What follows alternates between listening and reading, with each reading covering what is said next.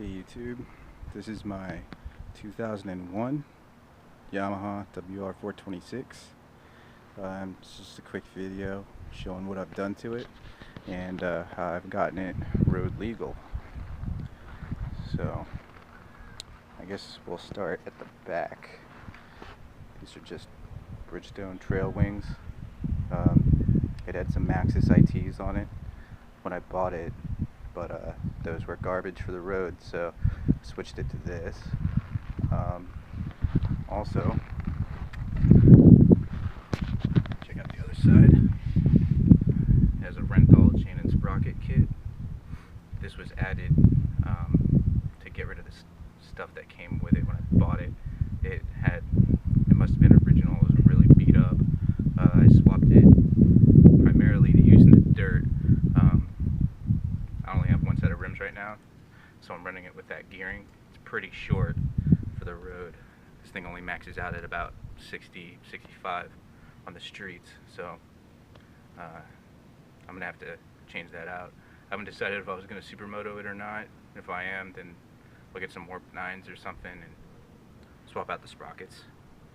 I think 1440 is about what people run. If you have any ideas, just put it in the comments. So, it replaced all of the plastics on it with some Acer B plastics, or Attribes, whatever you want to call it.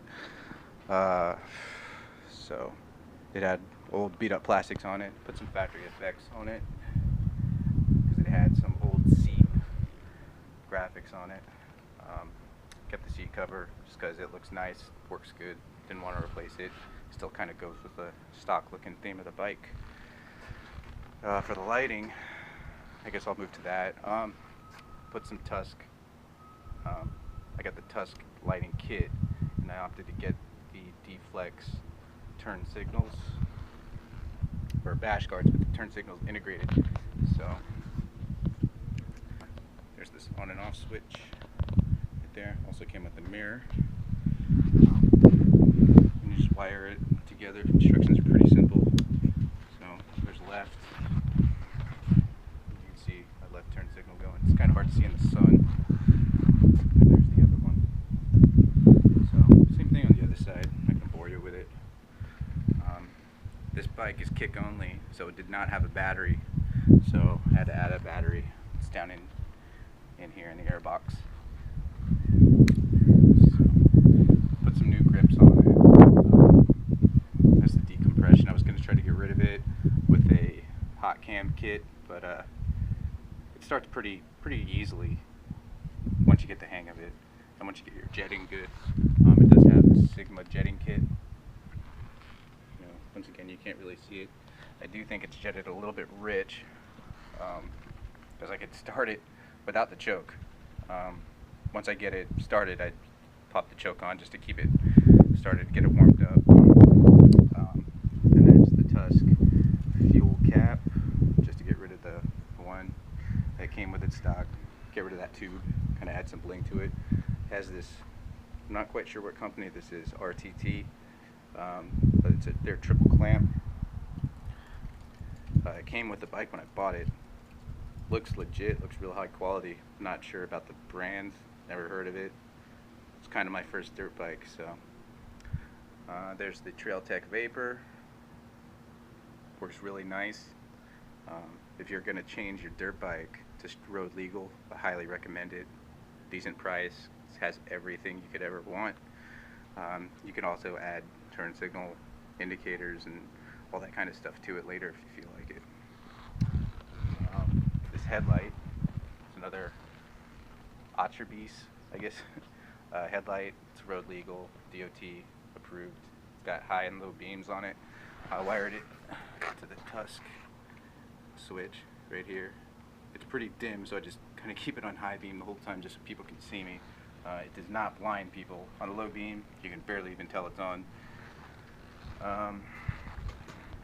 And yeah, I guess that's about it.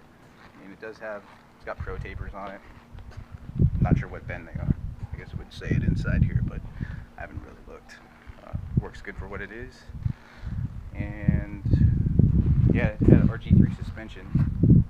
Never heard of them until I bought this thing. But it's suspended or valved for my weight. I'm about 210, 220 geared up. And it rides really good.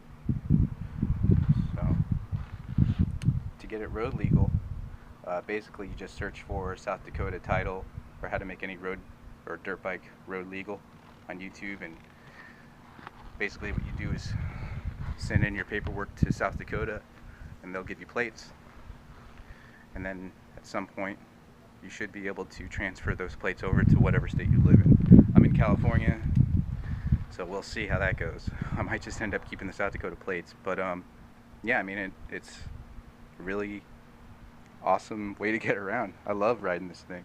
It is a little bit loud, but yeah, I mean for riding around on the weekends and getting to some of the trails around here, it's awesome. So that about does it.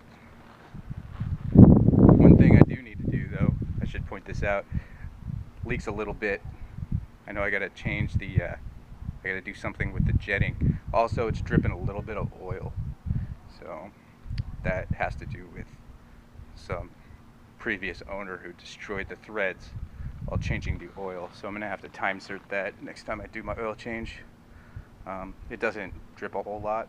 Also, I think most of it's coming out of the breather because it's coming right off the skid plate.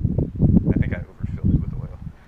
But yeah, next time, you know, it's all a process. I'm still learning how to live with this bike on a daily basis. You know, it's way different than the Interceptor, that's for sure. But yeah, if you have any comments or